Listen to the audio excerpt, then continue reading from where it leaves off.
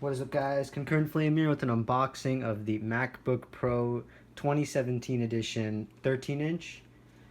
And let me tell you a little bit about this laptop while I'm unboxing it. It has the 2.5 gigahertz dual-core i7, which is boostable up to 4 gigahertz, I believe, which is actually a big jump,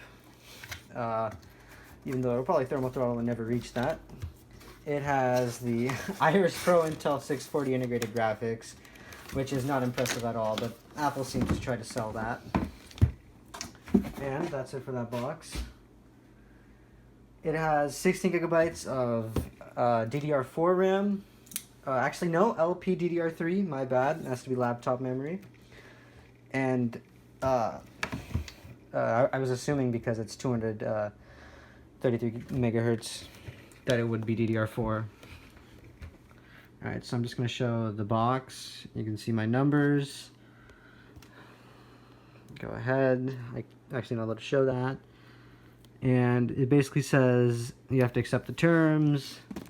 Bottom of the box says MacBook Pro. Front side has the usual MacBook Pro on the side, Apple, and Apple logo. So, I'm going to get to the box. This is the silver version, not the space gray, because I want to do... the space gray actually looks really nice as well. In my opinion, it's the only space gray product that looks good. The iPhone, I wish they just made it black. Like jet black, you know? That sort of thing. I don't really like their gray. But they definitely have a darker, like, sort of dark chrome mirror going on when they put on the space gray version of the MacBook. So that looks nice.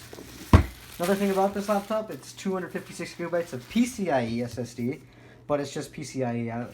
I mean, technically it is solid state, but I don't know why that's mentioned exactly. Try to get this into the camera. Alright. Got a little barcode at the bottom of that box. So, took off the lid. You got this signature tab for pulling out the MacBook Pro itself. So, lift that out. Get that out of the way. Chuck that. First thing we got on the bottom here is USB-C to USB-C. Now, important thing about this is this laptop is called Donglebook because it only uses USB-C ports, and you need to buy adapters or dongles if you want to use anything that exists today, except for an Elgato HD60S, which is the freaking USB-C version of an Elgato. That's like the only product I can think of off the top of my head that uses USB-C, other than the Samsung Galaxy S8. So that'll work with this. Perfect, right? Samsung and Apple in harmony on the same page. I like USB-C though. It's bigger than a Lightning port. This cable, I believe, is actually 5 feet. I could do a quick measurement. 6 feet. 6 foot cable. Definitely 6 foot. I'm 5 foot. USB-C male to male, both sides. Bam. Also, power adapter is 87 watts, not 85, 87. And there is no adapter from going to MagSafe Pro 2 to MagSafe, or to USB-C, or MagSafe 1. So we get the little pamphlet at the top, designed by Apple in California.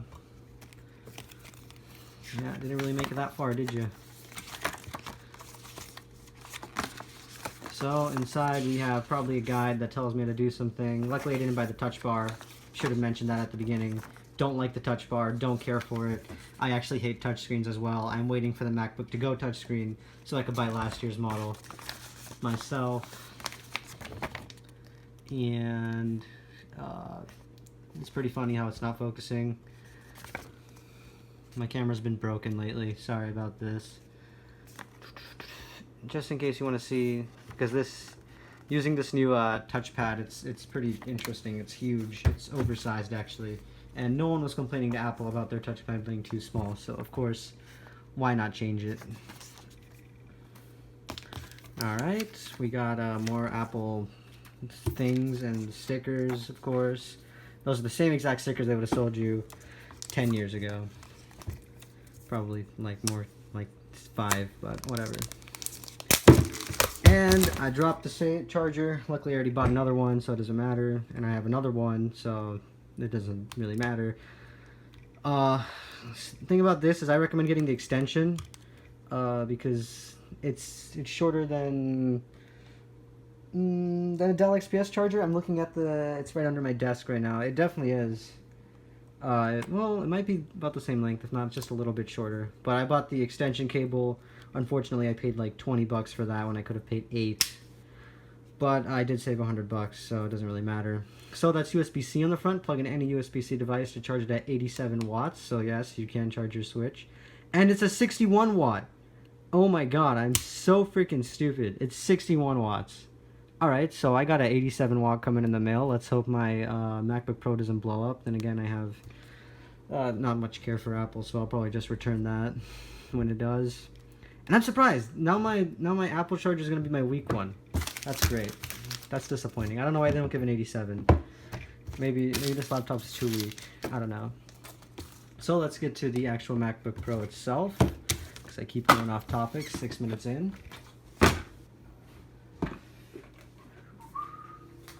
Alright, here it is, and if I remember, yep, haven't changed the packaging in years.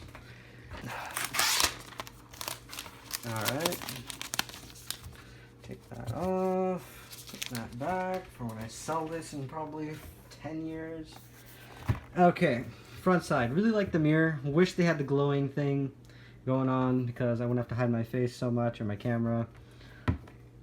But that's that. So this is the back of the laptop.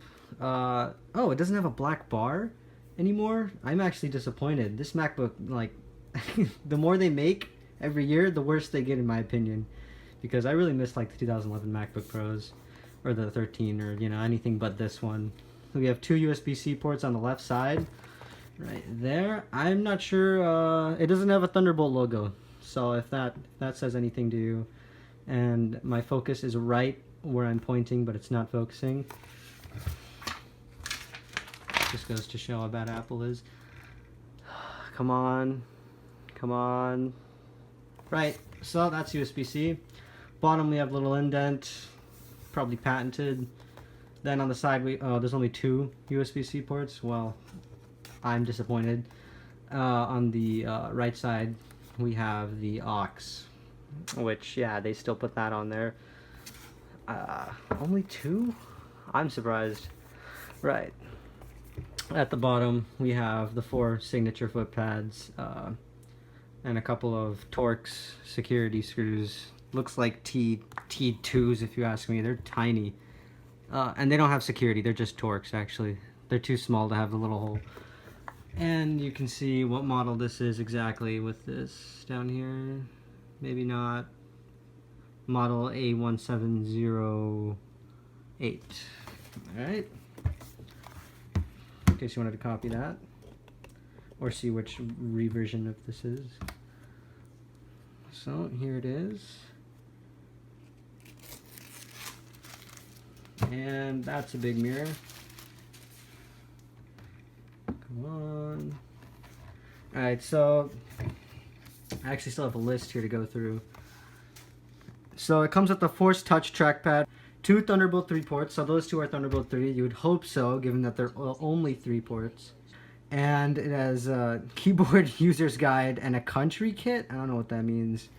Well, that's all Apple tells me they put in their laptops, so looks like I'm done with that. So I've been using this laptop for a good 3 weeks now, and all I have to say is everything bad I had to say about it is not true. I mean, the keyboard, after about 2 hours, feels better than any other keyboard I've used on a laptop, and that's really weird given that the Dell XPS has what I thought was the best sort of feeling keyboard, but this has really nice spacing, and I don't know, pressing it is, it's fine. I don't have a problem with it. The touchpad, even though it's huge, I still only use like the area of a Dell XPS. I don't think I'm ever going to change because this is just too much, and I'm used to having an extremely high sensitivity, so